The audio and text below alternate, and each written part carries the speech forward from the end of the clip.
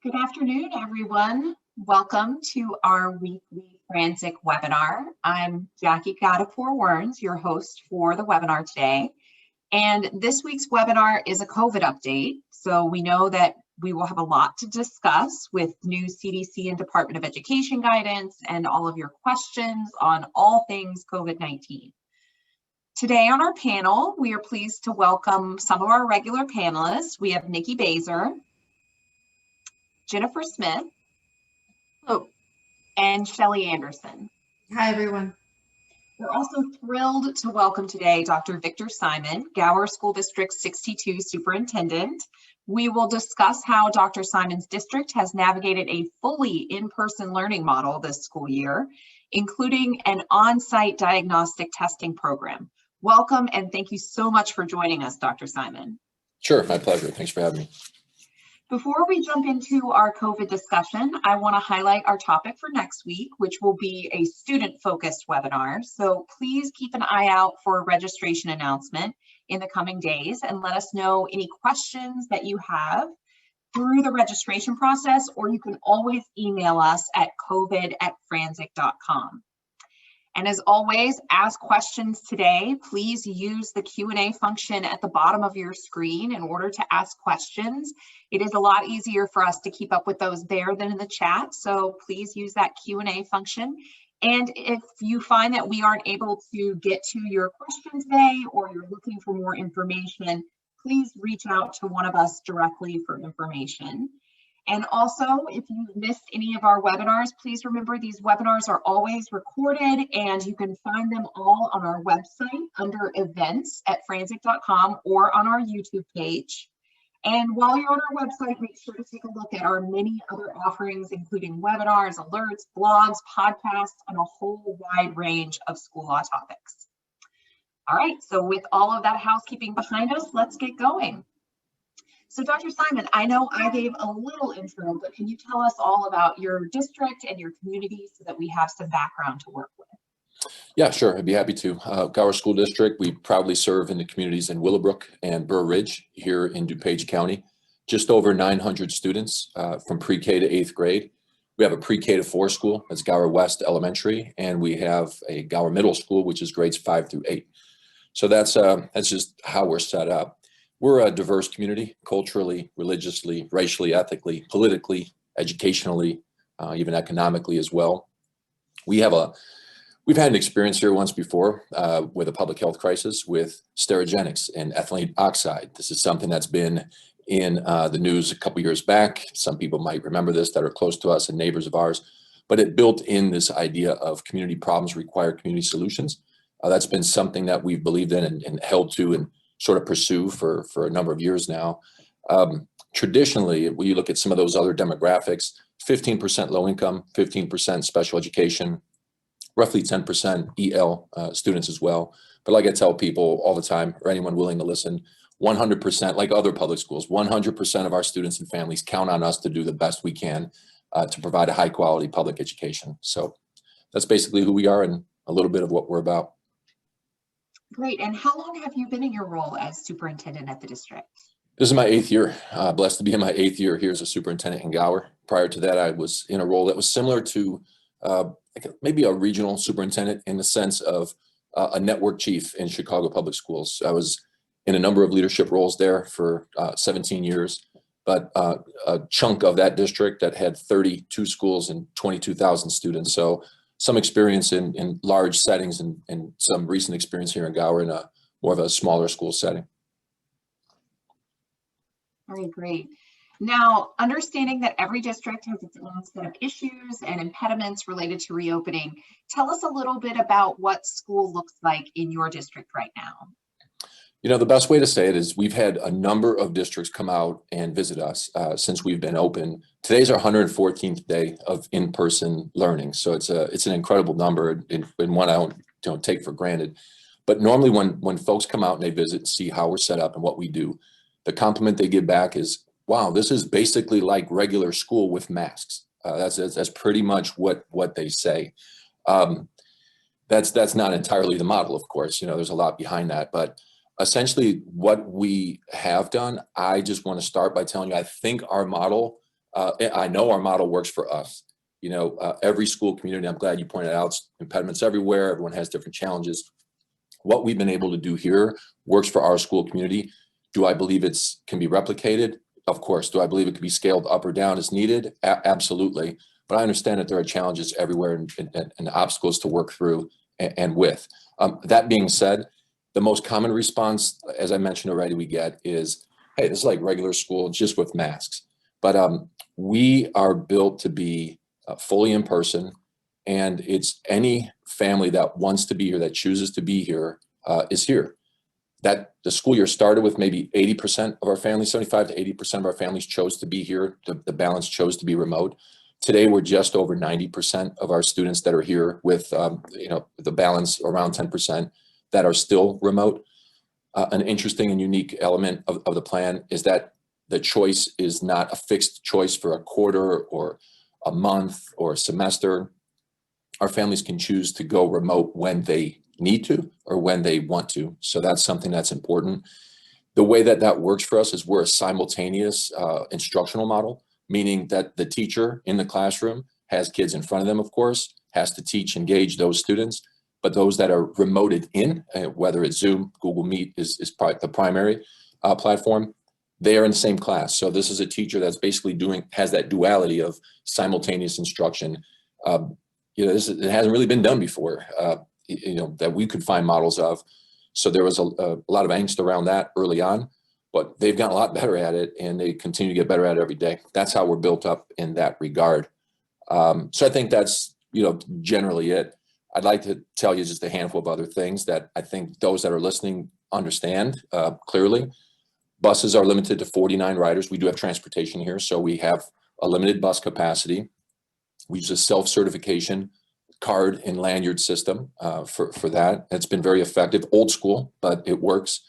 Classroom space has been maximized. All the extraneous furniture out in storage units, off-site, that kind of stuff. Seating charts are in place, very rigid. We've staggered our passing periods. We've given staff directives and constant reminders that they have control over their distance in the sense of not becoming a close contact. That's really important for us. No student locker use, lots of hand sanitizer all over the place, and lots of, during the day, overnight cleaning. Classroom commercial grade air purifiers across the district started as an accommodation for a handful, became something we've done across the board. All of our filters have been upgraded. We know now as superintendents more about MERV 13 ratings and 11 ratings and all the stuff that's been done. A big question we get a lot is, what about lunch? So our lunch in K4 takes place in a number of spaces. The general cafeteria can hold a certain capacity. We keep to that 50 number. We can use our gym space. And we have a couple of larger classrooms that we can clear out and use for lunch, which we do. We have an advisory in our middle school. That's part of our schedule. So our students eat in their smaller advisory groups. Our advisories, every teacher has an advisory that's right around 12 to 15 students. So for like a high school, it might be like a homeroom kind of a setup. That's where they eat. And then contact tracing happens immediately. We've done N95 fit testing. You've already mentioned we've got testing in place. But those are all the elements. I know it's a lot, but I just kind of give you an overview of everything we have in place that I know people could, they definitely understand what all those things are.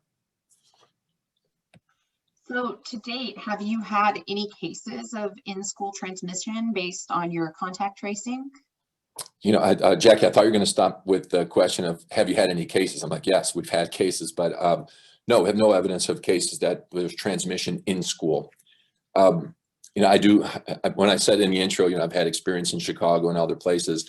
I do have to give a shout out to the sense that I do have a degree in biology. I didn't think I would use that degree to the extent I do now, but it does have an impact. And I joke about that a little bit, but I do think it plays a role here.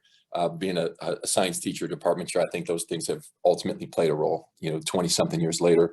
But no, we have no evidence of in-school transmission. Might be difficult to prove that, outside of doing all the gene sequencing and everything else about who's got what virus. But the way we know that we don't have it is the close contacts, which we've had hundreds of.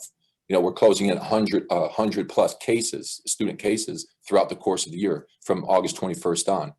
So it's not unusual 114 days of in-person school we'll have cases, but those close contacts, in some cases, 14, 15, 20 close contacts for one case, many other cases, 0 close contacts. So once that happens, we clearly study what's going on in that case, watch all of those individuals before they come back after quarantine. And if any of those individuals became positive themselves, we'd have to look very quickly whether or not there was the potential for an outbreak or a transmission, or did they have another exposure. And we're happy to report that we do not have evidence of any in-school transmission, adult to adult, adult to student, student to student, importantly as well. So no, lots of cases, but no in-school transmission that we know of. Final thing I'd say about that one, Jackie, too, is earlier we've had one situation where we needed to do an adaptive pause in one of our grade levels. We did it strategically, and I think we did it proactively as the guidelines call for, where we had some knowledge, and a lot of my colleagues understand where this comes from, but we've had some knowledge that there was an out-of-state hockey tournament, there was a Halloween party, there was a couple things happening in a particular grade level.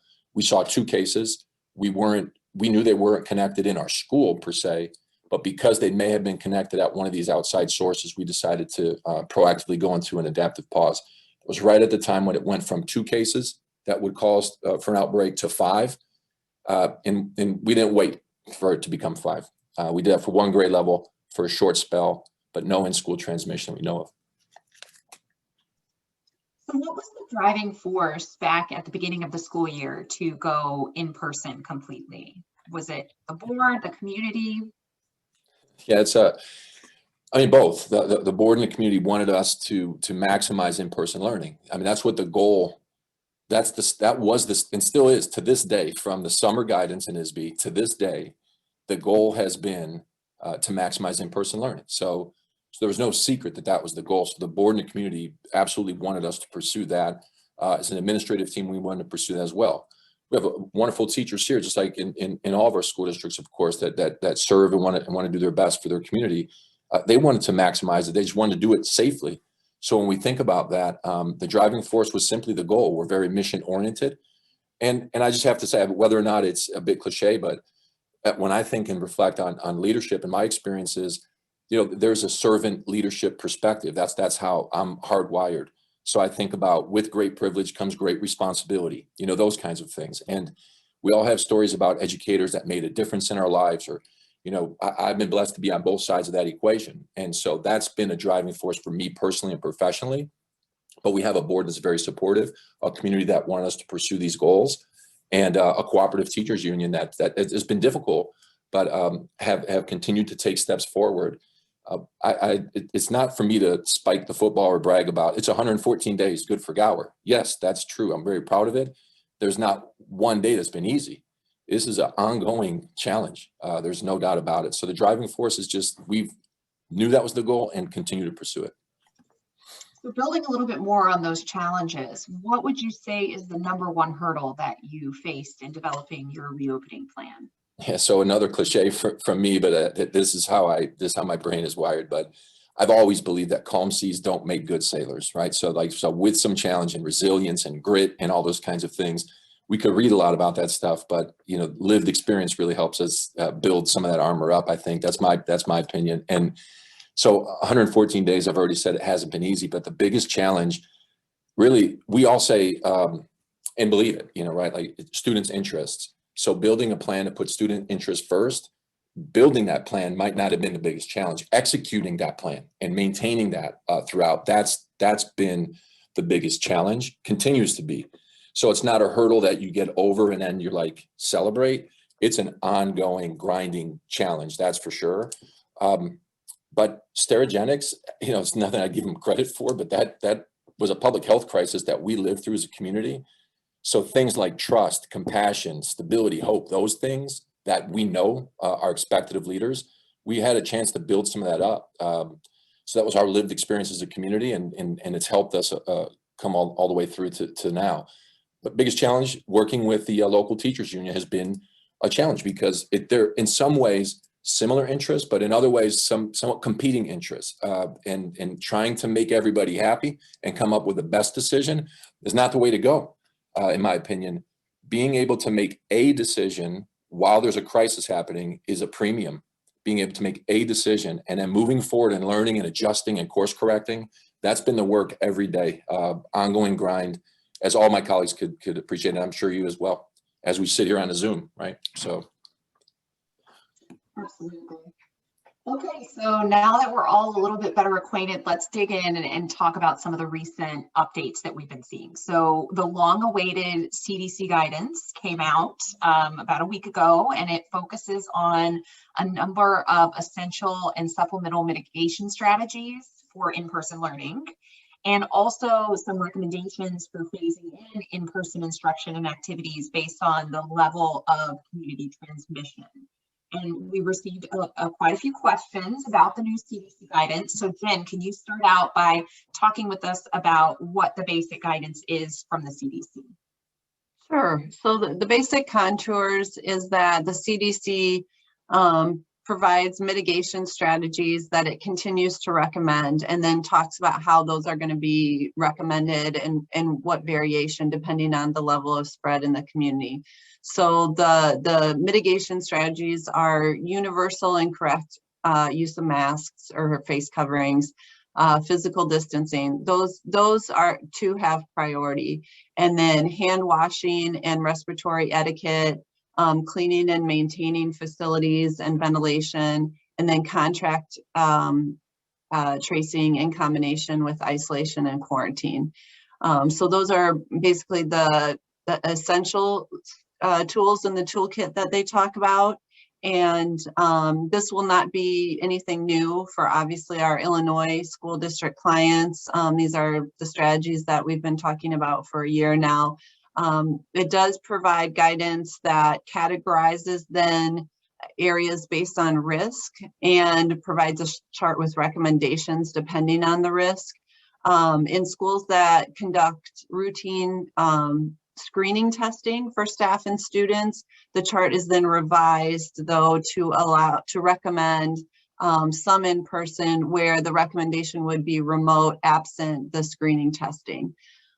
So that just gives a broad overview. I think we're going to dig in though to some of the pieces, and I know everyone wants to know about the physical distancing. We'll get there. Right, actually, yeah, and that's where I was going to go next. So we did already get one question in the Q&A about this. I saw one in the chat about this. Everybody wants to know about the physical distancing. So let's talk about that. Let's dig in a little bit more on that. Shelly or Nikki, do you want to talk to us about what the concern is there? I can start. I mean, I think this is a lot of what Nikki and I and many of us at the firm have been spending the majority of our time on as of late. I think, we all know that, ISB came out in August along with the IDPH with the guidance related to 6 feet of physical distancing whenever possible or as much as possible. And that's kind of maintained throughout. They did clarify a few portions of that in their FAQ that are relevant now, especially. The one being with respect to, does that mean desks have to be 6 feet apart? And their answer to that, and it's not changed, is desks do not need to be 6 feet apart. Well, if desks don't need to be 6 feet apart, it stands to reason then that you can have kids closer together in the classroom, that whenever possible does not necessarily mean when they are being instructed. So we have that as kind of the baseline. And there were all sorts of other reasons that kids weren't in school. And now that teachers are being vaccinated and we've gotten a better handle on mask wearing and all the other mitigation strategies, it is really now coming into how many kids can I get safely into a classroom or into a school building if I have to maintain this 6 feet of physical distancing.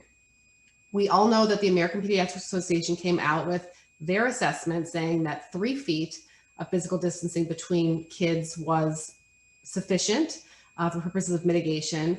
When the CDC we heard the CDC was going to be coming out with new guidance, there was some thought that it was going to then reflect what the Pediatric Association had said with respect to less than 6 feet. It did not in terms of its general proclamation that 6 feet is still to be kind of the gold standard, as Victor was talking about it before.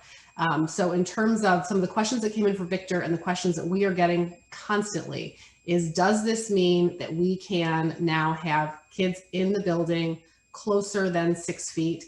And the answer to that is, well, we know from ISB guidance, the answer is yes, because the desks don't have to be 6 feet apart. And what you have to look at is all of your other mitigation strategies together, as well as what is happening in your school and in your community. So as opposed to just looking at it from a black and white perspective, now saying what's happening in your community and how are you showing an experience that it is in fact safe because your other mitigation strategies are working such that the kids can be closer together. And I'm gonna turn it over to Nikki, and we could talk about this all day, and I know we don't want to, we're gonna move on to other subjects, but Nikki, what else can we add about that? Yeah, I was just going to say, in fact, we have talked about it all day at various points. I was just going to add that I think, you know, what Shelley is talking about has actually been acknowledged by the CDC, even with this new guidance. I mean, they came out, as you guys know, with sort of different guidance if you're at high transmission versus low transmission, but they then have made a number of different public statements, including with the, you know, the American Superintendents Association, where they talked about the fact that yes, this is our guidance. First of all, it's not mandatory, it is our guidance. But even if you are at high transmission rates, for example, if your experience at your district level is that you're seeing low or no transmission and you are at times less than 6 feet, then by all means, you should be looking at your local metrics and what is working for you at the local level. So I mean, I think that this isn't black and white, and I think you all have experienced that where, you know, again, 6 feet being what we're trying to attain, but there are going to be circumstances where you just can't. And as Shelley and others have said, you know, as we move towards even more, you know, vaccinations and more mitigation measures, this may be, you might see some more flexibility with this. And another thing they mentioned, and just coming off of the guidance they put out, was the concern that what we really need to focus on are the adults spreading it to one another. So making sure, as Victor mentioned it in his district, that the teachers are being reminded to maintain their physical distancing.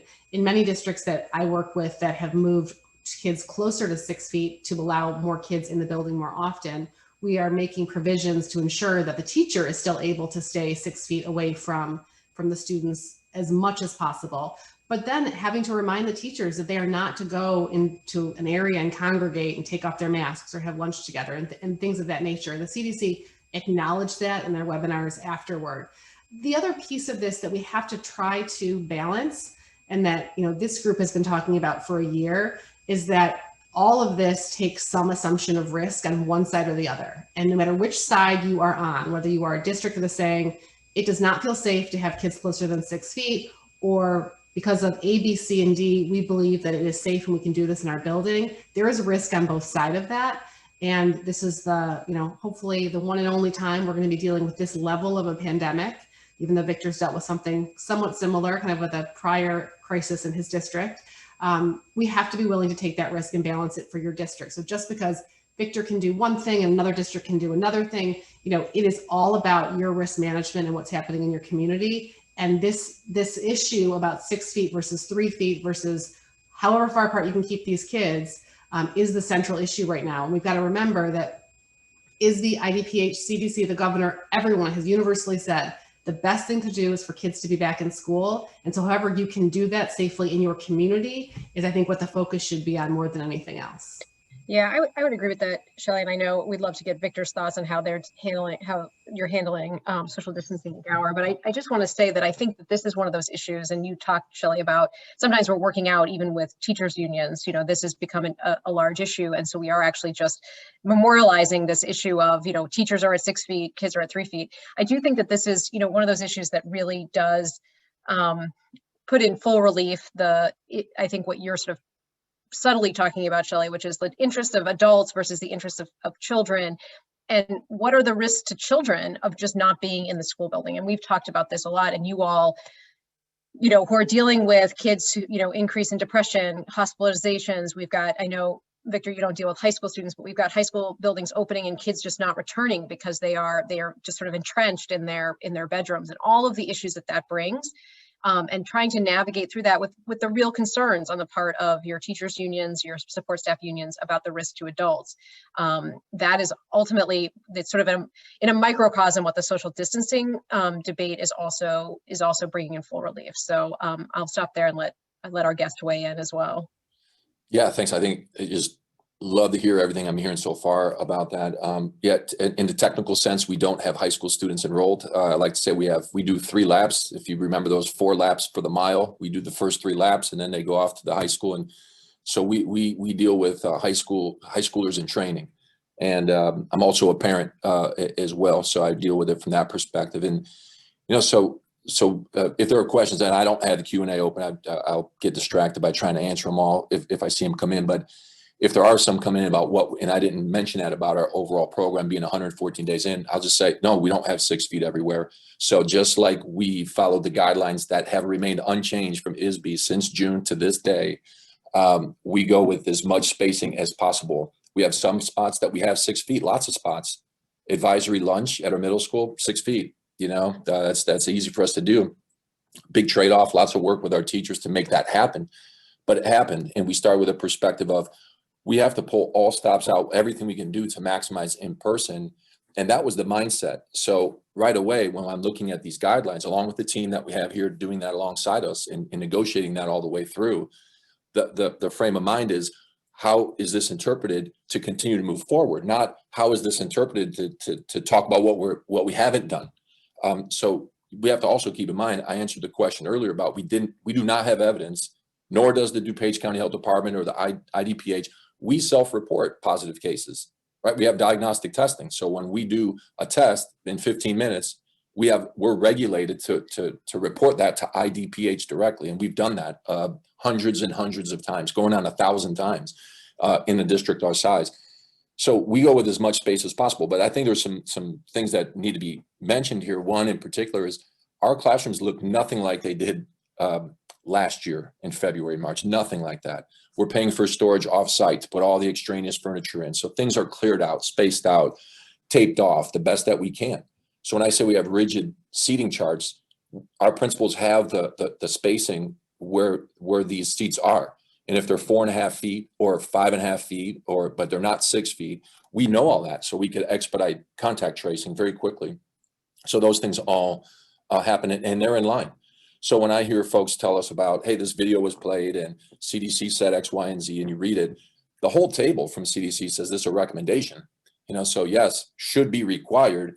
And we know the difference between shoulds and shalls and all that kind of stuff, especially this group here, this panel.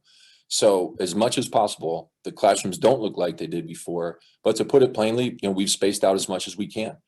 This idea of gold standard, I think, is an important one to talk about. So we do diagnostic tests. I mentioned it 3 times already. I'm a big proponent of it, but everyone will tell, we all know this, the gold standard for testing is the PCR test. We all, this is the gold standard. But does that mean you shouldn't test at all if you can't get to the gold standard of testing? That's something every school district has to debate. So last I checked, like the silver medal is pretty good too, same with the bronze. So if it's only gold medal or bust, that's just a different frame of mind.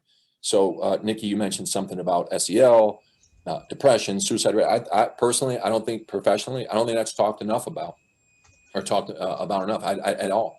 I think that's been a driving force for us as well. We've been recognized nationally for our work around capturing kids' hearts. That's a program. You could Google all that kind of stuff and judge the work of it later. But generally speaking, that's what drove us to continue to move forward. And it's a trade-off, and that's not easy to say. But no, we're not 6 feet everywhere. We have 6 feet in lots of places. We don't go within that 3 foot. But like I tell folks often, go ahead the next time you're around with a mask, whatever, and you're within 3 feet of somebody, it starts to get, personal space like 1.5 feet, right? So it starts to feel pretty awkward under 3 feet anyway.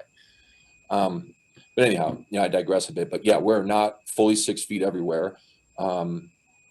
And don't apologize for that. We just know that that's part of the layered mitigation we have in place. So you throw in all of the rest of it, including testing, and we feel good about what we've done. And in the end, it's not like we were 7 days in and go, hey, we have no cases. We're so lucky. It's 114 days with no transmission. So that's not going to be denied at this point. So that's what I would share.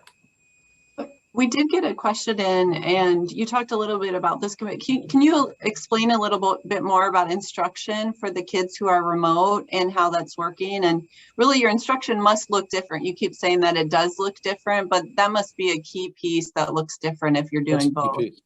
Yeah, thanks for that question. It's a key piece. And when our return to school committee came together throughout late April, May, June, when folks a year ago, people were still thinking, oh, after spring break, we'll be back. Okay. So all summer, this kind of work, whether or not we would be simultaneous, meaning the teacher has to do both sets of kids here at the same time, teach to the kids in front, teach to the kids that are remote. And here's the trick. We don't know how many will be in each group. We didn't know. And another trick, that continues to change. So families can take an adaptive pause of their own for their own personal medical reasons. So these rosters that teachers have to contend with and are challenged by every day, that can change and does change. So it's changing more towards in person over time. But at any given moment, someone could say, I'm going to be out for a handful of days, and here's why, if they tell us that here's why. But they have that option. So what does it specifically look like? This looks like a teacher, and anyone on there has been a teacher, and I miss that role a lot. I still see myself as an educator, as a lead teacher. But in that regard, I have to contend with both.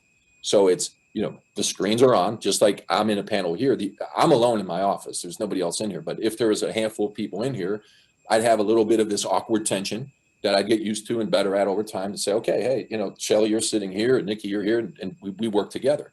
Large monitor is here. We made investments in technology to where that screen, so everyone in class sees who's remote. They see those kids, engage with those kids that are their classmates. That's what it is. So some other districts call it like a parallel. We work real closely with other school districts. Butler School District's one that follows a lot of what we've done and work together to build both our programs out. They call it parallel. We call it simultaneous. This was a big contention to get started, and a lot of nervous professionals, holders of professional educator license, really worried about, we've never done this before. All I could say at that point was, I acknowledge that, and we're going to take step forwards and we gotten better at it, and that's what we do today.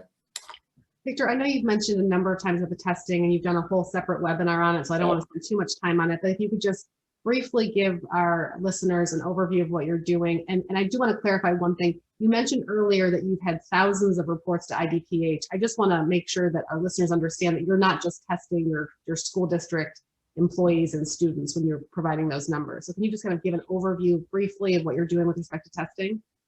Yeah, sure. So when I said 1,000, we're hitting 4 digits of reports that go to IDPH. This is our hero status school nurses that are the foundation of the program, that are doing the swabs and doing the reporting.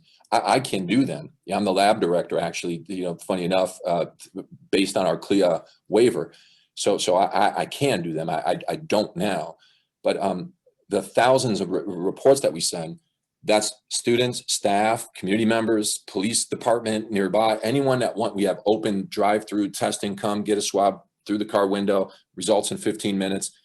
I did it over winter break throughout the year. We've been testing since October. We were testing before guidelines came out about testing, because, spoiler alert, the guidelines were already existed. Like, CLIA isn't new this year. Wave testing isn't new to this year only, that you could do influenza tests rapidly at schools. And guess who will be doing that? Gower too. That's why I think most school districts will be headed. That's what I believe. But so what do we have? Built from scratch, on-site, in-house, CLIA-based diagnostic COVID testing. So if you're into this kind of stuff, like, diagnostic is different than spit in a tube, send it off, wait for results. That's great. That's another option. We have that too. That's like the trifecta. But we also have rapid antigen test and rapid antibody test, which are quite popular as folks are getting vaccinated, or after they get after exposure, they want to know if they have the antibodies. So this is anyone that's symptomatic can come and get a test, and we give them the results back. Anyone that's not symptomatic, so this is now you're talking about screening, asymptomatic screening tests, we do those as well. Not required at this stage, not required, but that's what our testing program is about. And as you mentioned, we've done more than one webinar on this. We've helped school districts from all across the state get their programs set up and built. And we'll continue to do that. So it's on our school website. Everything we've done, we've given it all away to anyone that wants to make those consent forms, waivers, and all that stuff. It's all there. So that's it. I don't know if that answers it directly, but we're doing it on site. Yeah. Yeah, definitely. And we did get a question in the Q&A that I think flows really well here. So how does that work cost-wise? Is there any government funding available for schools to pay for testing? Yeah, so I've done this webinar enough to have the prop close by. So this is the CLIA waiver, okay? This was $180 and it's good for 2 years. All right, so that just, if we want to kind of keep the back of the napkin math going, it's $180 for that. Plus the time to learn all that stuff, that's part of the job. You know, so that's already baked into the salary. For our testing program, there's some time that goes to our nurses hourly when we expanded our community testing to Tuesdays and Thursday nights, and we're looking to expand even a little bit further now. So as we feel we're turning a corner a bit, if I dare say, and knock on wood with vaccination and all the rest. But other costs, you're talking about really the labor costs or some, the tests themselves. So is there federal funding? Yeah, we had CARES money. We could buy tests with that if we want to, and there's more coming, right? We could do that if we wanted. But tests, we're looking at roughly around $20 to $30 for a diagnostic test, all right? So before it's like, whoa, you've done 1,000 of them, that's $20,000.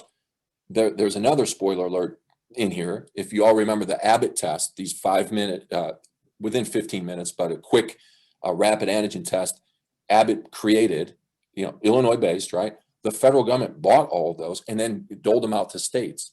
I went directly to IDPH as a school district here. IDPH works with our local health department. I'm basically on a subscription model to pick up Abbott tests once a month to continue our testing program. So it's not even $1, it's free. It's just the time it takes to go and pick them up and come back. So that's it. So when folks are like, oh, it's a lot of cost, I'm reading articles about a lot of other ways to approach this with third-party screeners and everything else. And if that works for a school district, so be it. But when folks say, how are you doing this for $180 and then not paying for tests? That's how we've done it. And we'll continue to do it that way. When that well runs dry, we will just simply purchase more diagnostic tests, rapid ones. We'll just buy them, you know, so that just becomes part of the cost of having a public school moving forward.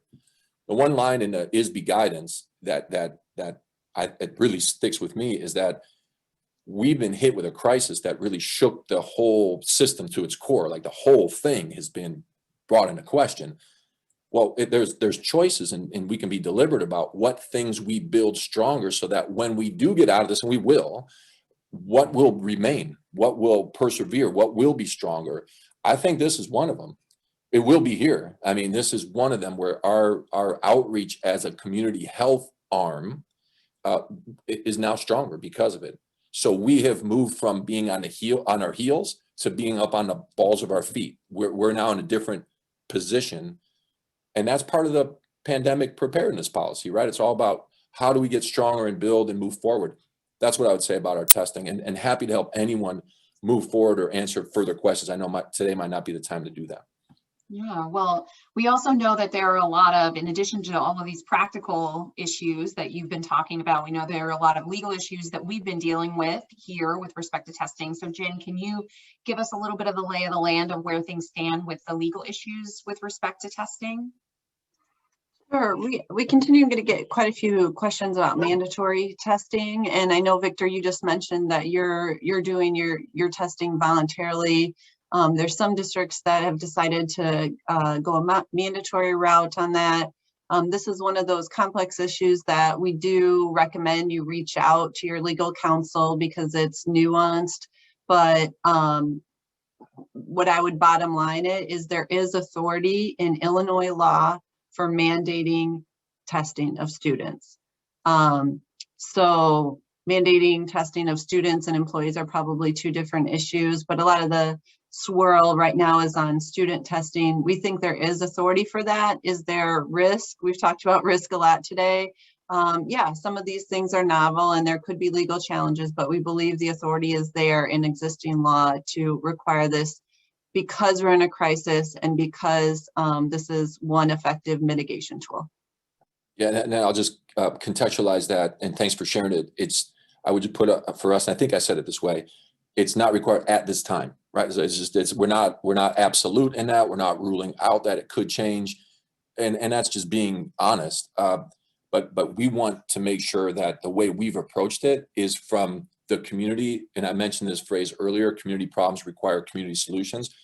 We want our community to want to get tested. We want our parents to say, hey, you know, I'm going to go visit this or travel here or do this or whatever. We're not making judgments about their decisions. They're going to make the best decisions for their family. We're simply providing another tool for them to have and to be able to get rapid results. I remember distinctly months and months ago, lots of us, maybe even, or others saying, gosh, if I could only get a test and know, or you send off the results, you got to wait 2 or 3 days. That's good. That's better than not knowing. But we're talking about knowing right here on the spot. So when people are wondering about contact tracing, we're contact tracing within 15 minutes. You know, that's the beauty of the way that we're set up on that part of it. And we don't rule out the other ones. I'm not knocking the other tests. It's just that they're part of what we use. That's a part. So if we don't think that, and there's guidance for this, if the diagnostic result is questionable in some way, meaning a COVID symptomatic individual with a negative diagnostic rapid test, we would send them for a confirmatory PCR test. But that doesn't mean good luck, find one in the community. It's here's a kit, go ahead and it's a saliva-based tube, fill it up, send it off. We'll wait a day or two. We'll know what's happening. We've had that happen dozens and dozens of times when there was a little bit of a question about what the diagnostic was telling us. And that's what the guidelines are about. CDC, IDPH, any letters you want to throw together are that's what the guidance has been since the beginning of for a year now. Well, speaking of those, the guidance and all those letters, one of the things that we noticed there's a pretty big difference between the new CDC guidance and the guidance from the state of Illinois with respect to athletics. So Nikki, can you tell us a little bit about what happened there? We'll continue with our theme of all public health officials saying different things and leaving it to our superintendents, who now all have degrees in public health, to decide what to believe. I am not cynical about this at all. Okay, so the CDC, you know, in fairness, in line with their prioritization of getting students back into classrooms, the CDC guidance recommends no indoor sports for school and communities that meet their definitions of orange or red zones. So these higher transmission rates in the community, they're saying no indoor sports. However, in all Illinois regions now, in Illinois phase 4 regions, both IDPH and ISB currently, in conjunction with the High School Association, the Illinois High School Association, permit school districts to offer indoor sports with appropriate mitigation measures. And so I know sports has been, rightly so, a very troubling, contentious area. You know, obviously, again, the push-pull of wanting students to engage and be involved in getting them into these social environments, but obviously the risk. So we are seeing two different things, but right now, school districts really do have the option of following IDPH and ISB's guidance and allowing those sports programs to continue. Let's talk also now, let's talk a little bit about vaccinations. So Victor, is your staff getting vaccinated? Have you had any folks who are saying they're refusing, they don't want to be vaccinated? Yeah, we're really fortunate to be in a position where just over 85% of all of our connections to our school district, meaning third-party vendor types and teachers, staff, administrators, ESP, certified, everybody connected to us, 85% of that group that wanted to be, all of the ones that wanted to be vaccinated have been vaccinated. So we're at 100%, all right? And then what that 100% means is that it's roughly around 85% of our entire group. So that leaves this 15% of staff and adults that are currently not vaccinated. Of that group, the larger portion is saying, listen, I have a particular health concern. They've shared with us that they've had a particular health concern. They're working with their own physician, their own doctor, own medical provider, and they're going to pursue the Johnson & Johnson vaccine, or they're going to wait until the summer after, you know, maybe there's a pregnancy or this or that. So lots of those things are happening out of that group of 15%. The big bulk of it is we're just going to wait a little bit longer for our own personal reasons. There's a small group that is saying, at this time, I'm not planning on getting vaccinated. I would say it's probably too early to say that it's a refusal because we have not required it at this time. But whether or not that becomes the case, I'd have to answer the refusal part of it a little bit later. But there's a small group that has shared that they're not planning on getting that this time. We haven't pressed it. yet, and that's where we are. So we know that we're well above the number. And listen, we talk about herd immunity and all this kind of stuff. I'll let that get battered around out in a bigger sphere, but generally speaking, we know we have a pretty high number that is going to be approaching that 2-week mark where, they're not going to have to worry too much about the close contacts and quarantining and all that. So we're there with it. Yeah.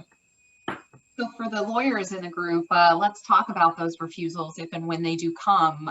Shelley, you want to start us off with what about those unwilling to get vaccinated, but who will return to work? Well, I think that really has to be handled on a case-by-case basis with your district and with your union in terms of how you're going to work through those issues. I mean, if someone is refusing to come to work because they don't feel it's safe and they won't get vaccinated, that's a very different scenario than someone who just does not want to get vaccinated but is still going to report to work. And the latter being obviously a different concern if you've got someone who you think might be in the building and possibly transmitting to other people when they have an opportunity for vaccination. And it's really something we recommend working with your union on related to how you're going to handle that. The first part of that, if you have someone who's saying, I'm not coming to work because I don't feel safe and I'm not getting vaccinated, we really are recommending you go through your typical process that you would go for when someone is asking for an accommodation, because in fact, what they're doing then is continuing to ask for an accommodation for remote work. And as you all know that we've talked about, for the last year, is that remote work with respect to teaching is not an accommodation under the ADA because the teacher's not there to provide the supervision and instruction. That being said, many of you have allowed teachers for a variety of reasons or support staff to work from home.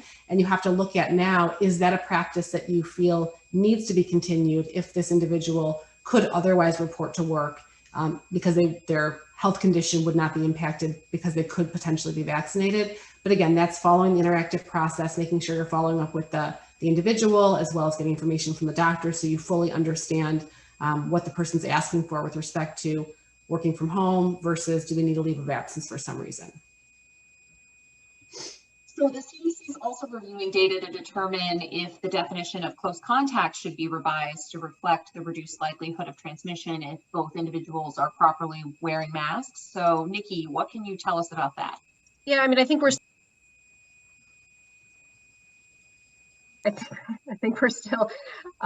still waiting to get some information on the CDC, what that's going to mean. I think I was reading an interesting article the other day just about talking about the 3 feet versus 6 feet and how this issue is so much more nuanced because it has to do with the, what room you're in and how loud you're speaking and kids versus adults, and it's so much more complicated, I think, than just simply how close we are. So again, I know CDC is looking at a lot of these things in their goal to get folks back into schools. So I think at this point, obviously the mask wearing is essential, and we'll continue to wait for further guidance on flexibility in terms of what close contact means, how long a duration you have to be in close contact, all of those things. I think we'll start to see hopefully a little bit more guidance in the future as that comes out. This is my new trick as the moderator, is that I'm going to ask you a question and then I'm going to mute you just to make sure you're paying attention. Sorry about I am totally aware. All right, let's talk a little bit about leave. Shelley, is there anything new about how districts are handling leaves? I feel like we talk about this weekly, and that Nikki and I talk about it every day with respect to how to handle employees who are requesting leaves. And I think that what we're seeing now is the same thing, we talked about last week with respect to districts entering into MOUs with their teachers, support staff related to how you handle quarantine issues. If someone has to quarantine, and whether it's because you're a close contact of someone in the school versus if you're a close contact of someone outside the school. I think the concept that the CDC is talking about is no longer needing to quarantine if you're within 3 months of your vaccination, if you're a close contact. I think that is going to change a lot of how we move forward, and why it's even more important that our teachers, who are put in a higher category than the rest of us, our educators, that they get vaccinated and take advantage of that, because this will afford them the ability to stay in school teaching, whether they are exposed in school or are exposed outside of school. Victor, I don't know, have you guys entered into an MOU with your union related to leave issues? We had an MOU that, so yes, the short answer is yes. I think it served its purpose as the time FCRA was the reigning sort of protocol. And there was a lot of tension and worry about, well, if I'm a close contact, am I going to burn through all of my sick days versus can I use FCRA? What if it's more than, and FCRA only gives me 10, can I get more? So we had an MOU about providing a district backstop. A lot of folks have like a sick bank essentially that is built within the union. We essentially used that as a platform and carried that all the way through up until the end of the calendar year. Now with vaccinations and everything else, as I said, that particular MOU had served its purpose while FCRA was happening.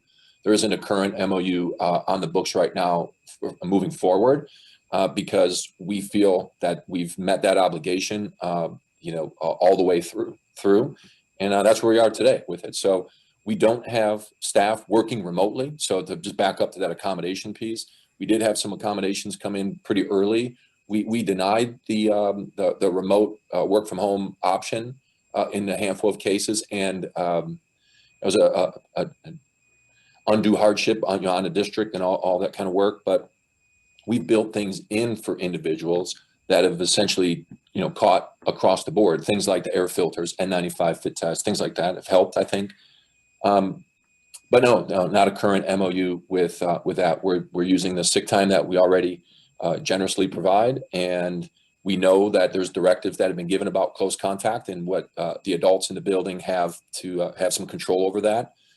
So they have the opportunity to get vaccinated. That's been in place. We've made those provisions and provide those opportunities. So again, I mean, just like anything, there could be some individual cases that we'd have to work through and take a look at. But I just want to make sure that, I said we answered the right way, that we did have it in place and it served its purpose. Yeah, I think it's, oh, go ahead. I'm sorry. Shelley and I, as Shelley mentioned, she and I have talked about this a lot.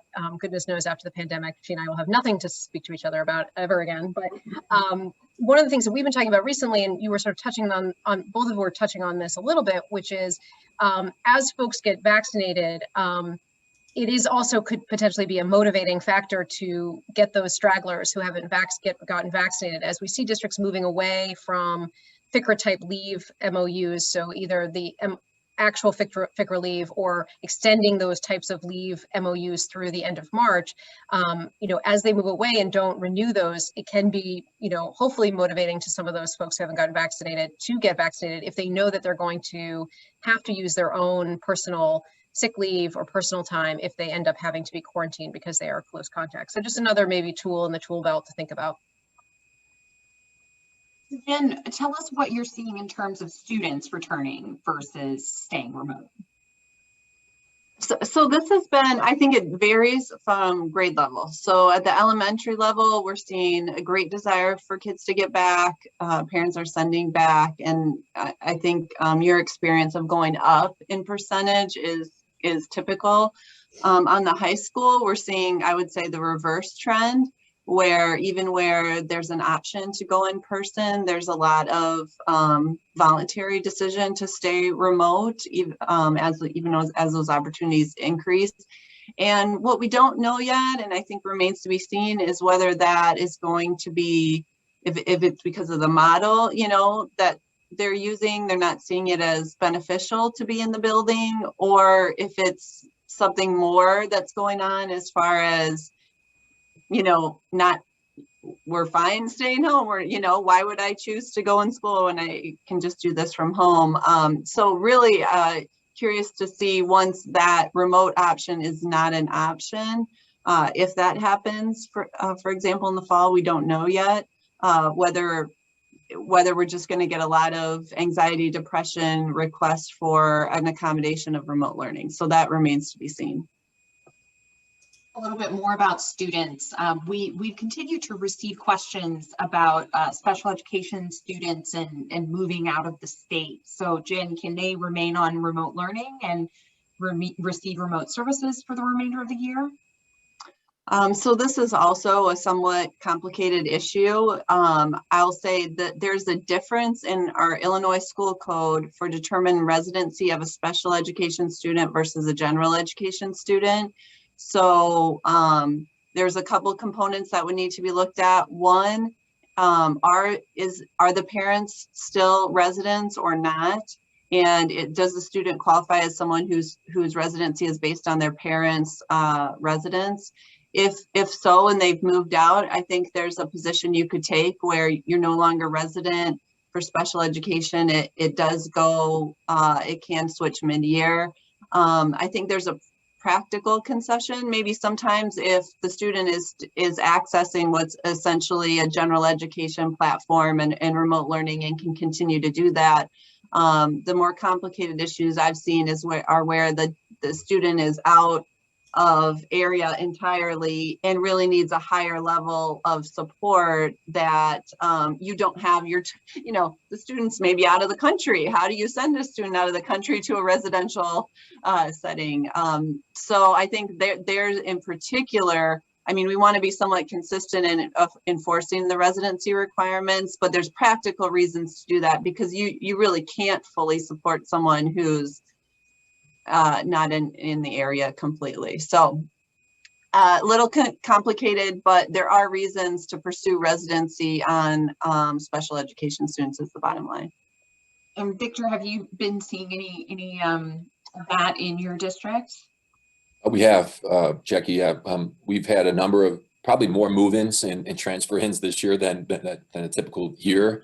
We like to think of ourselves as a destination district, in any given year. That's the aim that we have. But I think we've had some nearby school districts where maybe they're not fully in person. They've been remote, and we've had some folks who make claims that they've moved in, temporary living situations, things like that, and access our program. So there's been some complication around that.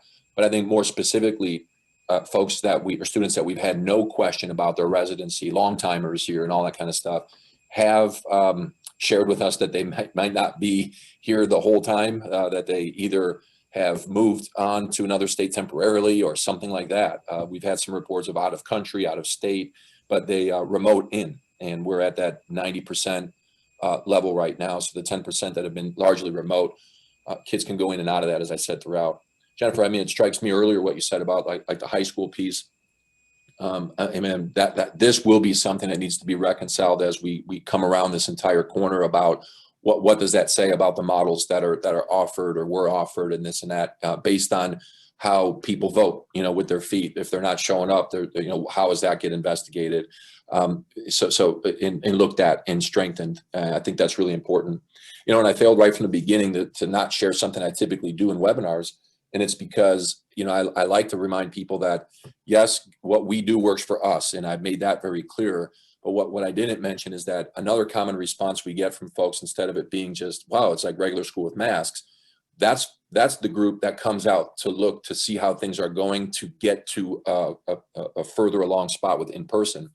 The more common response we get from folks that aren't set up this way currently and have not been able to do that for a variety of reasons, typically have some form of a yeah, but response. It's yeah, but you're 900 students. Yeah, but you're a wealthier district. Yeah, but it's not high school. Yeah, you fill in a blank. So what I try to charge people with is turn it into a yeah, how, yeah, that's interesting. How might that work for us? And if it doesn't, then that's the conversation. But to just sort of dismiss it in some way because we just can't is just a different mindset. So I just want to share that because I think it's important to say. And it's come up so many times in conference calls, this, that, and the other place that I share it every time I get a chance to do so.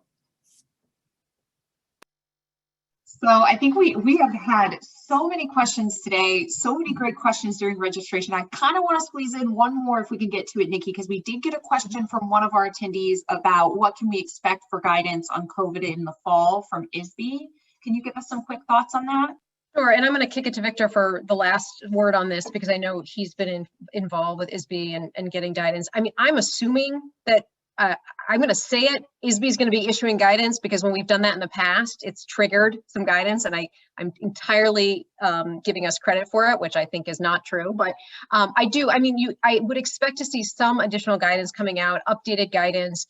We're obviously in a very different terrain with vaccines, with transmission rates, and so my hope would be that we would see something relatively soon and not sort of at the, last minute. Victor, I don't know if that's your thought as well. It is my thought. I mean, I was part of the advisory committee for the part 2, part 3 guidance, and that work in the summer. There's a lot of folks said this is good stuff. There are critics. There's all kinds of, reaction to that, but it was something. I've been pushing really hard, regularly, daily about the part 4 guidance getting started. I do have some space and time to continue on with that advisory work, as I'm sure a lot of my colleagues that were involved in that in the summer would be motivated to continue to do, especially now that we have several months, like almost a school year under our belt of how we've done that, again, in our community. So I think it's imminent, and part 4 guidance needs to go now. And I would recommend that it's written in a way that poses questions, important questions, considerations for school districts and teams and planning teams to start to make, not only about how to wrap this year up, because we're there. I mean, I'd be knocking on wood a bit, but we're there. When I see calendars, even for my own child, that say, hey, basically we're hybrid the rest of the year. So we're there. And those questions need to be posed right now to teams across the state. So I think it's imminent. And I would, any colleagues that I have on here that are involved in some of that work, keep going through ROE, ISB, what have you, to let them know the same if you agree. But part 4 guidance, not rules, but considerations, things we should be thinking about from folks that have done it. I think's important. Has to happen. I expect it soon. And you all know that when it comes, that your team here at Franczek, we will be on top of it. We will give you alerts. We'll keep giving you webinars. I can't even tell you what number webinar this is of our weekly webinar. I've completely lost track, but we will be here next week. Thank you so much, Dr. Simon, for joining us. We have been so grateful to have your insight. And to everyone, until next time, take care. Bye, everyone. Bye.